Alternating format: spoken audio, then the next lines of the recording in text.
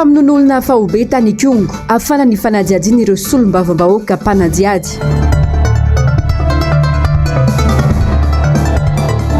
Taoriany von'olona tany kongo tsy raisy ny fitsarana ny fitoriana ireo niara-monina hatramin'ny androany.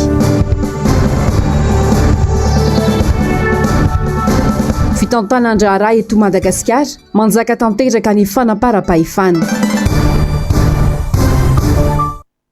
Talata 12 volana novambra 2022 manatitra ny ara-batomboky lasy tongovavy atonga soa indray sy ato anatin'izao fotoana ny fampalalam-baovao izao manasanao mpanajana sy ampitiavana ny tenako anaraka ny antsipirim-baovao hatramin'ny farany.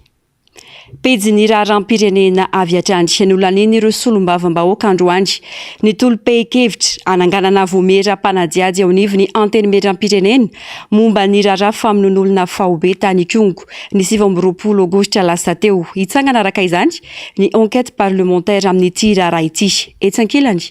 miaro mafy ny gendarmerie ny sekretera mpanjakana miadidiny gendarmerie am-pirenena ary miaro mafy ny vahoaka namoniainy sy naratra kosa ny solombavam-bahoaka Brunel Razafintsandraofa mitatitra amin'izay isy vaovao izay Asinandria Malala Andry Rakoto Malala.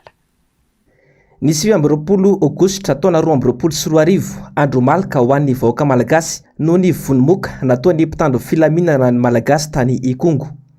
Androany dia nekendro solombavam-bahoaka ny ananganana ny vomeram-panadiady anao ny antsoina hoe enquête parlementaire momba ny raharaha tany Ikongo io. Nanatrika izany ny sekretera mpanjakana miadidy ny gendarmerie am-pirenena ka toy izao ny valikafany teo anatria ny mpanao gazety no sady ny Saindoatra. Za aloha zany raha resaka tir en l'air zany za tsy hanao an'izany. Tonga dia teneniko anareo raha za. Fa za tsy manameloka an'ilay gendarme manao tir en l'air. Zay ny hitany mety tompona andraikitra angizy izy nahita tao e. Fa raha za tsy manao tir en l'air zany. Raha zavatra ny anarako. Zavatra hafa nataoko. Mety any amin'ny tongotra ny tifiriko. Rehefa lavo eo anao hitany namanao dia mandeha anao rehefa avy. Zay.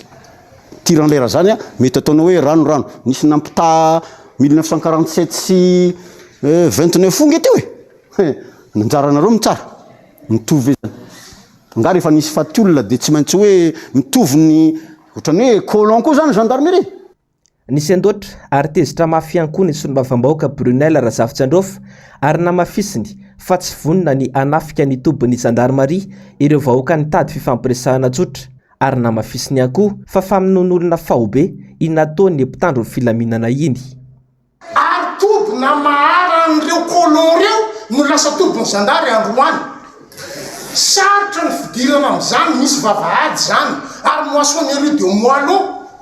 ny rindriny zany toby zany tsy mbola misy na olona ray nandingana an'ilay vavahady. Ary raha ohatra ka hoe sesantir menacé reo olo reo naninona raha hoe nanao tir en l'air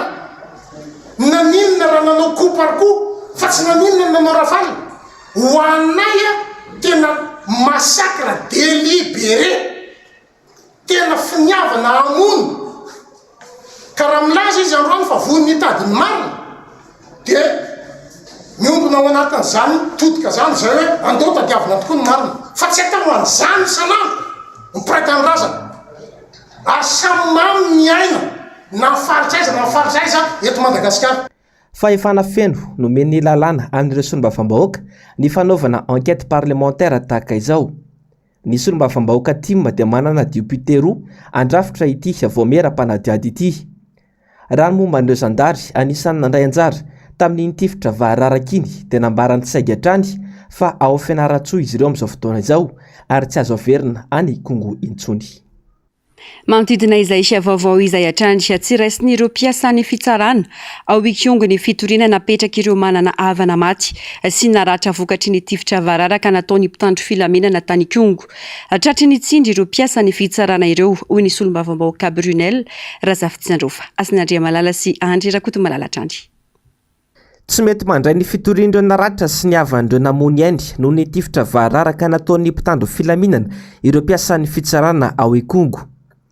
Miandry ny toromarika avy amin'ny mpampanolalalana na ilay antsoina hoe procureur de la République ireo mpiasa vao mahazo mandray ny fitorian'ireo niarambona na dia niezaka nanantona ny fitsarana hatrany aza izy ireo. Hatramintsika amin'ny teny zao dia mbola sy tafapetraka ny fitoriana na plainte n'ireo victime ireo ao amin'ny tribunal de première instance ny Kongo.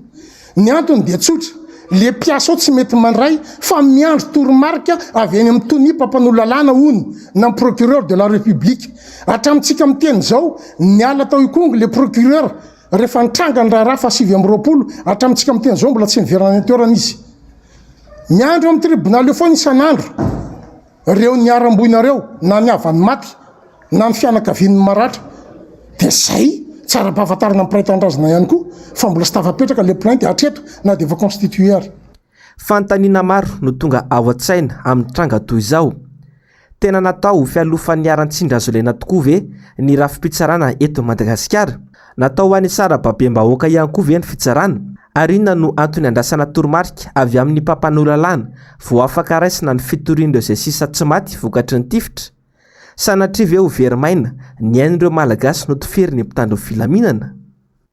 Isan-kerinandro dia andrenesana sy ahitana zavatra manahirana ny momba ny fitondran-tenan'ireo olom-boatendry sy olom-boafidy eto amintsika mitafienatra tsy ny fanjakana malagasy ihany fa ny vahoaka amin'ny malagasy no manongo tena manoloana ireny fihetsika mamoetra ireny fieveran-tena ho ambony rehetra ambony lalàna eo ireo voasaringotra mivantana sy ankolaka amina fanondranana fanodikodinana harem-pirenena tsy vitan'izany fa eo ireo mpitendry sy manompo ary tsy vitsy ireo sady tsy menatra no tsy matahotra mikasitanana toy ny tranga teny Anosy Zato ny sabotsy lasa teo tokony ho modely amin'ny lafiny rehetra nefa ny mpitondra ho nisy olombavambahoaka Brunel Razafintsanjofa Germain Omenjanary sy Manora Andriamalala no mitatitra izay vovao izay na inona antony tsy mendrika ny fanaovana herisetra zoky ray aman-dreny eto amin'ny firenena ny mpitondra ka tsy mety ny mikasitanana anjarantsika ny manome ohatra ho an'ny vahoaka fa tsy entina anaparam-pahefana akory izany io raha fehezina ny fanehoan-kevitry ny solombavambahoaka Brunel Razafintsanjofa manoloana ireo fihetsika mamoetra tonga hatrany amina fikatsihan-tanana nataon'ireo olom-boafidy sy ny olom-boatendry manohana fitondrana misy kolotsaina ihany koa mametraka fa hoe maha olobe ny olobe dia ny fitelengan-draha na hoe ny fandeferana zany ka marina fa betsaka ny zavatra mety atisitra betsaka ny zavatra manorisoro betsaka ny zavatra manirikiry betsaka ny zavatra tsy maharesy lahatra iainana amin'izao vanim-potoana zao indrindrindra be deaibe ny fikorontanana be deaibe ny zavatra misavoritako anatina fiarahamonina fa de zangamba de te hifanentana hoe ny fanindrina fo na ny fandeferana ngamba no atao be deaibe fa ratsy zany dia matafavoaka fihetsika tsy eritreretina na hoe mety tsy voahevitra kanefa izy le nambarako teo hoe ny mpitondra amin'ny fijery malagasy de hoe ray aman-dreny foana mila mahay manakina ny fiainana amin'Andriamanitra ny mpitondra hoy ity solombavambahoaka ity betsaka loatra ny fahoriana zakain'ny praitandrazana kanefa ny vahaolana tsy misy any ka lasa mampanaonao foana raha vao tsy mitandrina be mihitsy ary za moa olona kristianina de za mitondra le raharaha amin'ny fifandraisako amin'Andriamanitra zay ivavahako dia raha vao tsy manana poids spirituel zany ny tompony andraikitra anankiray amin'izao situation zao de manao diriva foana mila manana vesatra ara-panahy ny zavatra mahazo anay amin'izao fotoana zao hoe mahantra ny maro anisa amin'ny gasy sahirana ny maro anisa amin'ny tokantrano nefa karaha manao tsy miova ny fidiram-bolanao tsy mihetsika de iny zany no andraisanao andraikitra amin'ny tokantranonao sy ifampitsinjovanao amin'le vahoaka zay nifidy anao nefa tafalatsaka lalina ao anatina fahasahiranana amin'izao fotoana zao tsy voasambany no nahitana fihetsika fanampara-pahefana aton'ireo mpitondra ankehitriny Rajaivina solombavambahoaka IRD voafidy tao an-talahy ny famaly tamin'ny ben'ny tanàna vokatry ny tsy fangatahany alalana tamin'io ben'ny tanàna io nanao fotodrafitrasa tany antoerana ary de tonga hatrany amin'ny fikatsihan-tanana sy fanaovana raha matahora nilazan'ilay solombavambahoaka fa aza ny tanàna torak'izany ihany koa ny taho-sambava raikitra ny daka sy ny totondry rehefa tsy nanaiky lembenana ny sekretera jeneraly ny komina noho ny resaka politika nanoloana ireo mpanaradia ny fitondrana voatsela ireny ny arahana hita ireny ny solombavambahoaka avy amin'ny TGV nanome alalana anao trafika na hazo ao anatina fehim-potoana tsy voafetra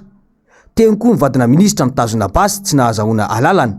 ary nitifitra olona teny Ambatobe manginy fotsiny ilay manamboninaitra zandary nandraona polisy tamin'ny pasy noho ny fitajomana amponjavonjomaika ilay mpamily noho ny tsy fanaran-dalàna. Teo koa ny solombavambahoaka nandraona sefibokitany amina pasy teny amin'ny boriboritany fahadimy. Santony ihany ireo. Raha fehezina dia tao anatin'ny efa taona katroka nahazahoany izao fitondrana izao ny fahefana dia saika isan-kerinandro dia tsy maintsy mamoatsampona ireo olona ambony. Fanotokodiana anisan'ny mpanara-baovao ho anao ireo olana marobe tsy voavany ben'ny tanàna no anisan'ny antony nitranga fitifirana ny fiarany tondra ny ben'ny tanàna iny ho ny solombavambahoaka Tojosoa Andriamampandry na izany aza tsy tokony ho tonga amin'ny tranga toy ireny ny fanaovana politika ary tokony hanova famindrany mpitondra isanjokajiny. Asin'Andriamalala, Andry Rakotomalala. Ny alahady lasa teo no nilaza inga ben'ny tanàna Antananarivo renivohitra fa nisy nitifitra ny fiarantondra azy ary motoscooter no noentin'ireo rola nitifitra azy. Ny akamaroan'ireo mpanohevitra tao anatin'ny tambajotra tserasera dia saika nilaza avokoa fa tena mirongatra ny tsy fandriampahalemana ary izay voatsapan'ny mpitondra fa tena manjaka ity famonoan'olona ity amin'izao fotoana izao. Ao ireo nilaza fa sambatra inga ben'ny tanàna fa manana fiara tsy laitram-bala tsy mba tahaka ny vahoaka malagasy maty foana. Amma gasy atsika aloha amin'ny maolombelona tena inona famonoana sy fatifirana atao zany dia tokony tsy ho atao zany zay na izy na iza ao anatin'izay. Fa ty raharaha ty kosa hoe ben'ny tanàna ty zany nisy nitifitra dia be da be ny feo fa karazana sinema ihany zany le izy mba ampitombo ny crédibilité ny ben'ny tanàna sy ny mpiara miasa aminy mba ho any daholo indray ny mason'ny zao tontolo zao satria fatatsika fa tsy na vitany ben'ny tanàna sy ny mpiara-miasa mihitsy hatramin'izao. Jerevy ny fako mivangongo lalana tsy misy vita ny tsena mikorotana nanana daholo zany ny olona rehetra ao anatin'izay. Dia ny zavatra tahaka ireny zany dia mampalahelo satria ay ve ny ben'ny tanàna Antananarivo rehefa misy zany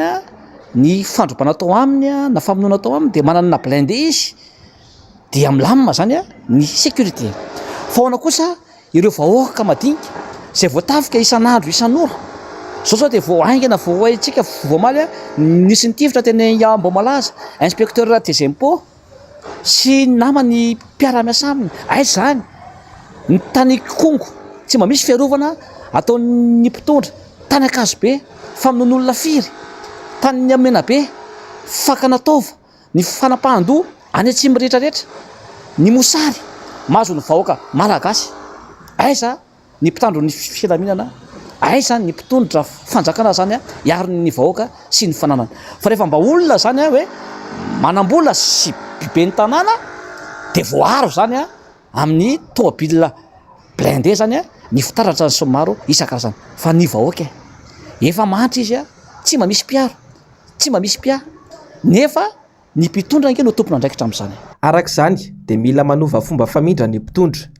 Hita matsy fa tena tia misetrasetra loatra izy ireo na amin'ny fihetsika izany na amin'ny fomba fiteny. Ary zany dia anatra ho an'ny mpitondra rehetra koa inge io hoe matoa anao misy sotasota koa inge ao anatin'izany tokony misy toetra ao tokony hovaina na ny fomba fiteny na ny famanina olona mila faneretena zany anao ao anatin'izay mila maimena aman'olona ao anatin'izay rehetra izay. Ty zao vao ben'ny tanàna misy dia hery zareo mpitondra dia mamoaka amin'ny Facebook daholy sy ny gazety sy amin'ny télévision manameloka ny herisetra izay natao aminy. Nefa ny vahoaka isan'andro isan'ora any ambanivohitra eto amin'ny tanàn-dehibe voaroba foana raha efa tsy tambo isaina intsony izay fatolona mikararana sy tamin'ny fomba feno abibiana teto Madagasikara izay dia tsy mba nandranesam-peo avokoa ireo mpitondra saingy voan'ny ben'ny tanàna IRD no nisy nikasa amono dia niraradraraka ny fanamelohana eny hatramin'ny filohan'ny repoblika aza dia nanameloka izany. Saingy efa firifiry moa izay ireo malagasy maty sy ripadripaka ny tsy fandriampahalemana tsy nandrenesam-peo ny filohan'ny repoblika ny Madagasikara nanao fety be aza ny nataony sy ny ekipany. manamafy sy manamarina ny fahantrana iaina andavanandro ny taremarika avy amin'ny banky iray isam-pirenena milaza afaraka amin'ny 20% ny malagasy dia miaina anaty fahantrana tena lalina tsy ny faritra tsy mirerintsony no iarany tsy fampitsakafo raha ny fanazavana tsy manampiniavana moka ny firenena amin'izay fahantrana lalina izay mihitsy anefa ny mpitondra ho ny solombavam-bahoaka Stanislas Randrianarso. Germaine Menjanary no anao ny fanadihadiana eo amin'ny sary sy rindran-tsariny Manovo Randriamalala. Ny raika amin'ny 20% ny vahoaka malagasy no miaina tanteraka anatin'ny fahantrana lalina amin'izao fotoana izao raha nitatitra farany navoaka ny banky iray isam-pirenena. Raha be indrindra dia 780 ariary isan'andro no vola azo, tsy mahasahana akory ny filana iray andro ao an-tokatrano. Zaza roa amin'ny 3 no tratry ny tsy fanjary-tsakafo raha nitatitra hatrany. Isan'ireo firenena tena ambony tampahantrany i Madagasikara araka ny fanasokajiany banky iray isam-pirenena antsika. Tsy misy finiavana ioarana izany olana goavana izany ny mpitondra hoy ny solombavam-bahoaka Stanislas Randrianarso. Raha mandalo zao Atoanosy be makany Katovorobe eo amin'ny 20 km na 15 largeur mifiry 20 fois ataoko 20 fois 10 efa mami 200 mètres carrés fotsiny. De raha 200 mètres carrés mami 6 tonnes farafakely dia fa mami 4 tonnes mafy Antananarivo. Finna fotsiny ilana le gouvernement ka vola anaovana kely ino pavé kely sy mètre raha anaovanao barrage jerevony any dafa ataoko ny any Europe yerany teniboatra mamokatra varimbazaha sy ny tasy satria irrigué manino tsy ataonao misy lalany sisony misy gaga eto ikopa manino raha ataonao tena tonga de irriguénao fotsiny izy tonga de vokatra tsy lantsika amin'ny vary tena patrana Madagasikara rangaty fa tsy ampandrosoana langa fotsy blibla fa tena za mapety andrareo ny zavatra ataony tena mampalahelo za tena mangoraka le malagasy namako mihitsy za men'Andriamanitra vary za mamboly be mamboly 50 taona isa-taona za soso tsy manambola zao nanafatra manao asa soaly manafatra maroto vary zao taona ndray zay nanapika le olona za manana trano fa rehefa tsy vitan'izay raha olona tena tsara po fa manodidina any efa reraka daholo mahontsa mapimany. Isan'ny fototra mahatonga ny fahantrana lalina ny tsy fandriam-pahalemana eto amintsika. Lasa manompo mpanambola ireo mpitandro ny filaminana. Any ambadika anefa mijaly ny vahoaka amin'ny afitsoko ny jiolahy. Tserevanao zao ny sécurité raha miditranao amin'ny mpanankarena rehetrarehetra eto anana na vazanaka anana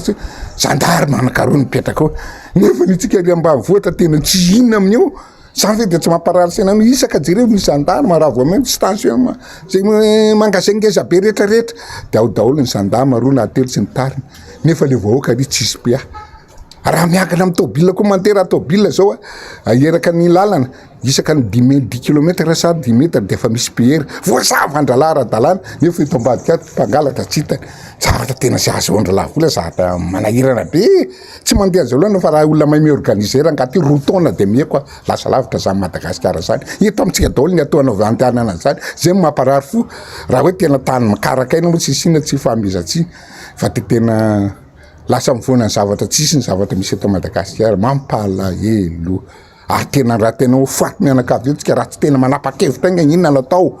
aloha mba valala be mifo amin'izay ranka mampalahelo le firenetsika. Tsy aivina fa 770 faingo 700 ny tany fahantrana teto amintsika ny taona 2024 raha nitatitra hatrany ary no mafisiny fa ny faritra atsimo no tena lasibatra amin'izany noho ny toetany karakaina tsy mamokatra. Ankehitriny hatramin'ireo toerana azo lazaina fa mamokatra toy ny ao Atsimo-Antsinanana aza dia ahitana ny tsy fahampian-tsakafo na ny gere. Vaovao manodidina ny fifidianana niverina tamin'ny fanapahan-keviny ny voamieram-pirenena mahaleo tena misahana ny fifidianana na ny seni manoloana ny fikasana izy ireo ho anisa mpifidy eny anivon'ny orinasa atokony nanomboka androany io fanisana mpifidy anatin'ny orinasa io ka nofoanana Asin'Andriamalala sy Andry Rakotomalala. Niverina tamin'ny fanapahan-keviny ny seni raha nikasany anisa mpifidy eny amin'ny orinasa amin'izao fanavaozana tanteraka ny lisitry ny mpifidy izao. Ny 3 Novambra lasa teo no nilazan'ny seni fa isaina ireo mpifidy eny anivon'ny orinasa ary tokony nanomboka androany ity fanisana mpifidy ity. Nokian'ny antoko politika sy ny fiarahamonimpirenena maro fikasany seni io satria tsy mifanaraka amin'ny 17 amin'ny lalàna 20 sy 20 tsipika aotraotra 7. Androany dia nanambara ny mpampiakateny seni tamin'ny alalan'ny Antso Atarby fa ho fampitovinjo andreo samy mpiasa dia voaterina ato aloha io fanisana mpifidy eny anivon'ny orinasa io. hoe fanapahan-kevitra niova akory le izy fa ny nifanaraka tamin'ny CNI dia ny fondron'ny mpampiasa au niveau ny FIFPAMA, ny GEM, ny SIM, ny GEFP. Rehefa akapoka nefa dia tsy mpikambanao anatin'ireo fondron'ny mpampiasa ireo avokoa le orinasa rehetra misy. Satria misy tsy afili amin'ireny zany dia etsakilany koa nefa misy mpiasa hafa tahaka mpiasa fanjakana koa tafiditra anaty amin'ny fianakavian'ny mpiasa dia mba hampitoviana aleny tamin'ny mpiasa rehetra zany dia misy fandaminana hoentina ka izay fandaminana hoentina izay no ivoaka tsy ho ela hoe ohatrosotr'izao le izy dia izay zany no ampiarina atoato le izy fa tsy mahatrela. Ho an'ny solombavambahoaka mpanohitra dia mazava fa tsy matotra amin'ny fanapahan-kevitra raisiny CNI ary ahina ho misy kajikajy fangalaram-bato manara-penitra ao anatin'izany rehetra izany. Zany no midika fa tsisy fahamatorana mihitsy zany ny mpitondra sy ny CNI eo amin'ny fanatetarana ny zavatra izay tokony ataony satria efa miomana amin'ny doublon sy ny triplon zany ry zareo dia atao daholo zao akanga tsy hamanorana rehetra zao mba hitombo ny mpifidy zany anaovana an'izay gamikimaky sy gymnastika maro isan-karazany zay dia ohatra zay koa ngereo gadrany amin'ny gafontsy aiza moa iza mahalala an'izay isan'ny olona hoe gadra sy ny fontsy fa reny zany dia ampisehoana fa raha misy olona 100 na 200 dia ampakany zareo amanarivo nge ny olona hoe dia raha zay nafany gadra daholo le olona dia sokatany le anarany dia anaovana kara-panondro dia misy zany le triplon zany ao anatin'izay sany zavatra rehetra zany dia hitererana foana hoe tsy mety io zavatra ataon'ny CNI io le fontsy izay atao io zany dia tsy ny rahany io tsy inclusif io ka dia mitsipaka amin'ny zavatra ataon'ny CNI zany ny aty amin'ny fanoerana amin'izao fotoan'izao. Noho izany dia tsy misy afa-tsy ny fikaonan-doam-pirenena irery ihany no ahafahana misoroka izao tsy fahamatorany CNI izao noho ireo kajikajy maloto ataon'ny mpitondra. Izay ny ilaina le fikaonan-doam-pirenena nge io ihany ny vahaolana mba irahan'ny rehetra ny midinika zany sy miara manapa-kevitra ny zavatra atao eto amin'ity firenena ity ketra zany dia mbola manamafy any izahay fa hoe tsy mety io zavatra tokana ataon'ny CNI io fa raha misy ary ny fivoina atao amin'ny CNI nge dia nisy olo tena ny mpitondra nge tsy mivory eo fa naty amin'ny fanerana any io dia zany no midika fa ny CNI any zany nisy olo tena ny fitondrana zany ao anatin'izay rehetra zay zany hoe mitanila zany io CNI io. Ny fantoka bebe kokoa tamin'ny sosialim-bahoaka ny fandarana miara-manonja androany. Betsaka ny lafin-javatra tokony atao avaindohan-draharaha ho ireo hanivahiny tao anatin'izany fandarana izany. Kanefa ny fitondram-panjakana tsy manana vahaolana sy paikady entina hanarenana ny firenena. Mamintina izay afatra solondrabe eo amin'ny sariny Mathieu Princy. Zava-poana ny tolona nataon'ireo razambe hoy ny filohan'ny valitanana fikambanany tatsaha avy ao Manjakandriana. Fandrom-panatany tsy fandriam-pahalemana fanapara-pahefana no iainana ankehitriny. Ny tantsatsy misy mpiahatra amin'ny fanonganam-panjakana ny taona 2024 no makaty. Ankilabao tanteraka izy ireo ka miezaka mitraka satria ny fitondram-panjakana efa miravoravo tanana tanteraka. Raha jerentsika izao le arena ambany tany ny tatsaha mbo maniry hoe izy ny isitraka le arena ambany tany eo aminy fa lasa le vahiny dia izy zareo ndreny lasa voadariko ny lacrymogène nataka le ny sotany avaratra tsy tareny zavatra toy izany tompoko ny toloman'ireo razabe antsika noho izany miantso ny malagasy rehetra zay tia tanyrazana mba hitsangana amin'izao zavatra tsy manjary izao zavatra mamoidoza ataon'ny mpitondro zao. Tia averiko ary efa nyteneniko tsy ireo olona efa nandratsaka antsika anaty lavaka ireo no navitra nyity firenena ity fa redirediny azy raha izy ny anavitra ka tsy ireo biasa anampy tototra ireo fa noho izany izay fanalana ny olona nampitondra mampitondra n'izao fahasairana napiditra vahoaka hatramin'izao fahasairana zao hatramin'ny 2009 nakatiny ka tsy nahita masoandro zany tatsaha zany tsy nahita ny masoandro miretra miorana tsisy dia manesika zany aloha. Ina dikany hoe manesika misy rano mandeha dia toanana tsy barazy vita mpanjakana fa ino efa tsy mitavandrana iny fa dia maka hazo dia maka tany dia toanana le rano mba hiditra. Ankoatra ny fijaliana miatra amin'ireo tantsaha dia nitondra ny fomba fijery mikasika ny tsy fandriam-pahalemana izay tsy mampatory andro tsy mampatory alina eto an-drenivohitra ny mpanao politika iray. Mandadiarona ny malagasy kanefa ny fandriam-pahalemana tsy hita taratra ampirindra ny fiainan'ny malagasy. Irahantsika malala fa tsy hitany olo intsony izay atao. Avelanao tsy avelanao varotra izy injehanao izy amin'ity rehetrarehetra ity eny elanao ny fivaloman'ilay olona ny zatra rehetrarehetra tsy maintsy eny amoron-dalana ny olona mivarotra eny manangana kiosque anaovana cache-point eny a manangana ty ino ty izy ty fiantsoana ty ty bibliphone nefa reny ara mbola enjehany tsy avela mipetraka mihitsy reny ka ny cache-point isiko resaka hoe tamin'ny herinandro izy asana tamin'ny tapabolana angamba namana reny rahantsika valana voaka tamin'ny vavoa cache-point anankiroa ny tafihan'ny jola dia lasa ny vola anatapitrisany zany rehetrarehetra zany dia nidika fa tsy misy ny fandriampahalemana eto an-tananarivo renivohitra sy ny manodidina ka hoy aho hoe orim-pitandro filaminana na ny miaramila io na ny gendarme io na ny polisy io ataovy ny andraikisinareo manaovy nareo sanatria mivava tsy hoe tsy mahay nareo fa ho hevitra no arosonay ataovy ndray organisation vaovao na fandaminana vaovao sécurisez-vous ny vahoaka sécurisez-vous ny olona mitady vola isanandro fa tsy ny zavatra tsy mahaliana ny filaminam-bahoaka no ataonareo vaintondra raha manao antso avy amin'ny tokony hijerenany tena maharary ny vahoaka ihany koa ireo vahiny nandritry ny fandarana variana amin'ny ady atrano sy ny fisehosehoana ary fampisehoana hery fotsiny ny fitondram-panjakana hoy hatrany ny fanazavana tranga mpiara-monina mampalahelo telo taona sy tapany ataotrinona amin'ny ny mpitandro filaminana ny zanany sy tamin'ny fomba feno ambibiana tanteraka ka nametrahany fitoriana teny anivon'ny fitsarana dia mbola tsy hitany marina momba ity raha ity hatramin'izao Germaine Menjanary sy Mano Randriamalala telo taona sy tapany lasa izay tovolahy iray no fantatra fa maty notifiry ny mpitandro filaminana nolazaina dahalo io tovolahy io ary izao ny afara tamin'ny fitifirana azy izao raha ny fantatra dia nentina ny azo anambatondra zaka izy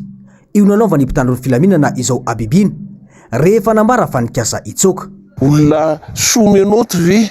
hiakatra fikarana ohatro zao dia amin'ny fomba maonao na ahafahany miakatra angelabe dia niverina le zanako na tsy navela mipipitsony ary tsy voavatsy na le fermeturan'le pataloha terika rehefa tonga teo ampovoan-dalana dia tonga dia nitsambikina daholo izy fitola ny ray avy ato ny ray avy ato satria nitodika anakany moa zany le avery amin'le lalana dia ny ray avy ato ny ray avy ato dia ny ray tato dia ny ray tato dia ny ray nanatrika tery miaraka amin'ny vava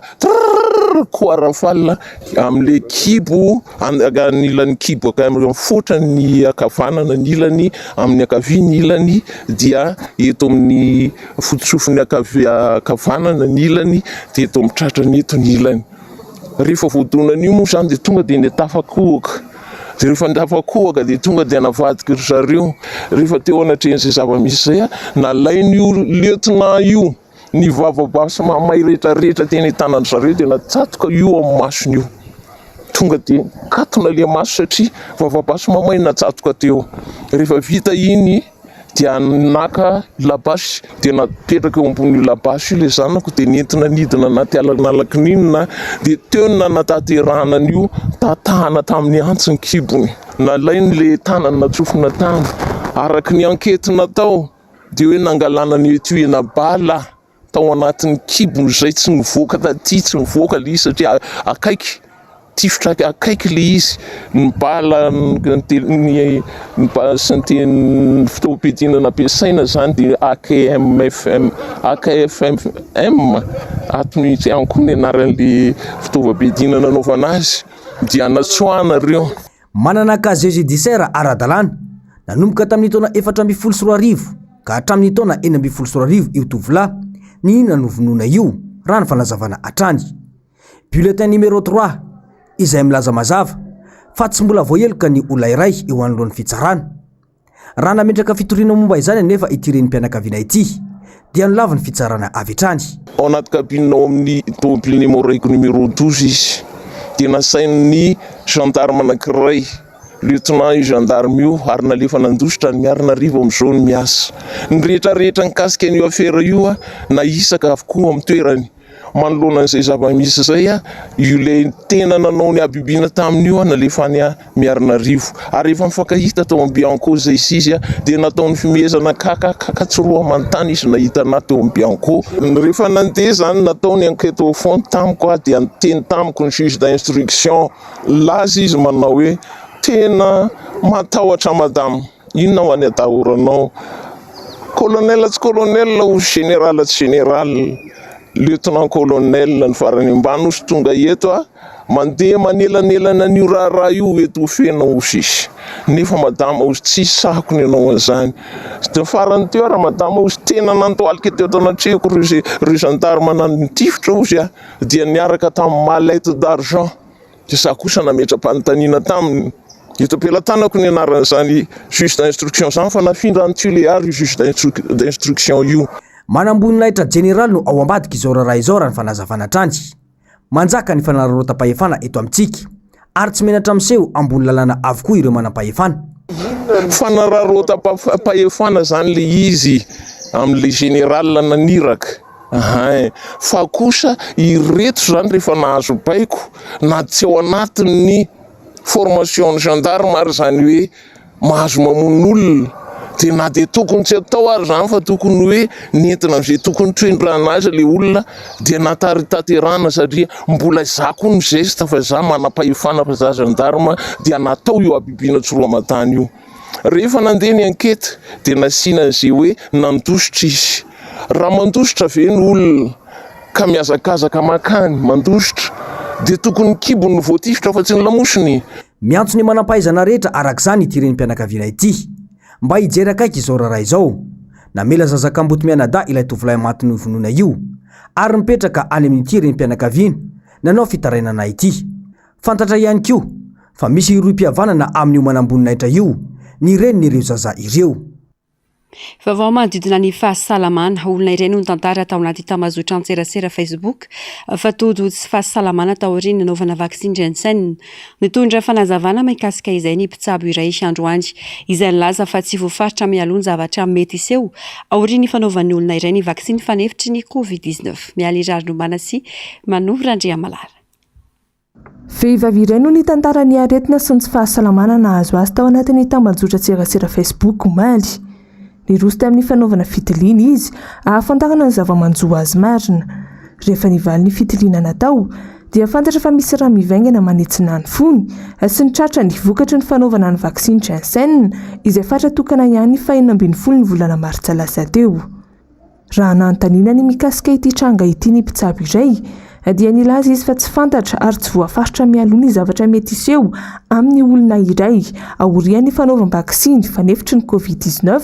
na dia nahazo alalana avy amin'ny mpitsabo iroso amin'izany aza ilay olona. Ny dokotera izay manao an'ilay vaksiny zany rehefa tonga any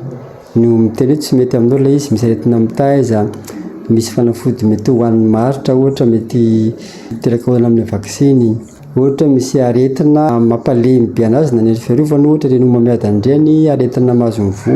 mahazo ny yaty sy ny sisa dia izay no tsy manao vaksiny fa ny dokotera no mamaritra an'izay. Rehefa tonga any zany ilay olona tsy maintsy misy adidina manokana izy aloha dia voafaritra eo zany hoe ianao mahazo na tsy mahazo manao ilay vaksiny. Rehefa anao an'ilay vaksiny dia efa misy toromarika eo amin'ny dokotera mpanao vaksiny ohatra zany zao hoe tsy manao vizaka be zany mielohan'ny ny vaksiny sy aoriana ny vaksiny. Anisan'izany koa ohatra misy fanafody ohatra tsy tokony hohanina mialoha ilay vaksiny izay efa fantatry ny dokotera zany dia efa atoro mialoha hoe izao tsy tokony atao mba hahatonga an'ilay toe-batan'ilay olona hovonina tsara matanjaka tsara ny fanaovana vaksiny. Ny zavatra mitranga zany aoriana ny vaksiny dia tsy misy afaka mamaritra an'izay hoe ty olona ty rehefa atao vaksiny dia izao ny zavatra mitranga aminazy ohatran'ireny vaksiny rehetrarehetra ihany ka tsika zao mahita zaka atao vaksiny indraindray mety reratreraka kely indraindray mety mahary an-doha kely indraindray mety manavinavy kely ohatra zany indraindray mety misy fahasemporana kely ohatra iny tsy voafaritra mialoha mihitsy izy ny olona hitrangan'izay. Ny tombontsoa azo amin'ny vaksiny zany mbola betsaka lavitra noho ny zavatra mety mitranga amin'ny olona izay tsy nidrehetra akory fa olona vitsy izay tratran'izay. Koa zany dia tanina daholo manao vaksiny daholo ny olona. Any Mahajanga efa latsakorana ny antoerana amin'izao fotoana izao. Fokontany maro no miaina tanteraka anatin'ny loto sy ny fiparitany fako ankilany. Variana amin'ny fiainana andavanandro sy ny mahamake ny mponina ary azo lazaina ho mandrora mitsilany ihany. Tsy misy raha teo ny fandraisana andraikitra tao ny manam-pahefana any antoerana. Samamontsy MBS Mahajanga. Efa ao anatin'ny fahavaratra tokoa isika amin'izao fotoana izao. Ny ankamaroan'ny faritra eto Mahajanga tampon-tanàna dia dobo rano avokoa. Raha tsy tanisa isika toy ny fokontany tsara rano ambany, Mahavoky avaratra sy ny faritra tsy voatanisa. Raha ny fokontany tsara rano izao no jerena dia tena mihiboka tanteraka, tsisy ivoan'ny rano, tsy azona avokoa ny kanala rehetra, fanampiny ny fako isan-karazany. Kanala ty zao tsisy fikarakarana izy ty amin'ny asara ho avy. Nefa ny dobo rano amin'ny lalana van'olona tsy metsina zany aminay. Zavatra sedrana aloha dia efa miaina amin'ny fotaka ohatry zao zay fa tsara misy fikarakaraina zao ty fa dia efa zatra ohatry zay foana zao. Kalao zahay, dobo ny tranonay, rano maloto ranonkay, amilaza zay aminareo. Kalan'izao zany zavatra iainanay eto. Avy eo kanala tsy voadion'ireo, tsy karakarandreo mihitsy kanala tsy zavatra jerevandreo mihitsy eto aminay eto na dia kely azy. Texo zany miparitaka be ranondreo boka ao abokandreo nefa ny kanala tsy vita voatery zany le texo midobo be dia mitosaka le rano. Anisany mandrora amin'ny tsilany ihany isika ponina satria dia maro amintsika manipy fako eto sy eroa. Tokony mba samy tompona andraikitra ny tena ny tsiraray amin'ny anjaga tandrify azy. Manaitra ihany koa ny fanjakana mba hijerena akaiky ny vahaolana teny ety am-pendohany sy ny vahaolana maharitra fa tsy andro traboana vao taitra sa efa miainga andray ny trano trindro.